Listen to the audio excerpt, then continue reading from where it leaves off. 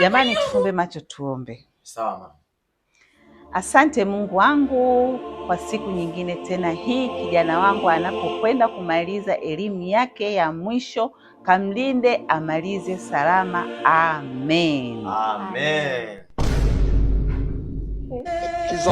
Hey. Ameenda wapi tena? Hebu kamwangalie huko. Ameenda chuo tayari huyu. Hivyo atakuwa ameenda. Sasa anaondoka kabla hata maombi hajaisha jamani.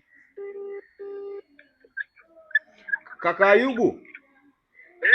Mama naulizia umeenda wapi tena muda huu, mbona tulikuwa tunaomba afu wewe umeondoka au ushaenda chuo? Ingia WhatsApp, ingia WhatsApp. Ingia WhatsApp nikuonesha unyama. Unyama gani tena unyama? Ngoja tuangalie labda. Hii hapa shatuma. Hey! Ameenda kwenye pombe sasa. Siku yake ya kuhitimu aenda kwenye pombe. Hii ni maajabu. Watu Ayubu aniache vitu vingine asiende kwenye pongoni, mpigie tena. Amekwisha. Napokea simu. Kaka Ayubu. Umeona unyama? Unyama gani Ayubu nao uongelea? Pombe ni unyama Ayubu?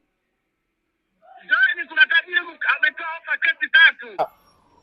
Skipini kila mnasali pale message iliingia nikamwambia kuna pombe sana achaje. Halafu uko kwenye shughuli. Mimi na leo bwana, kwa mimi siji tena.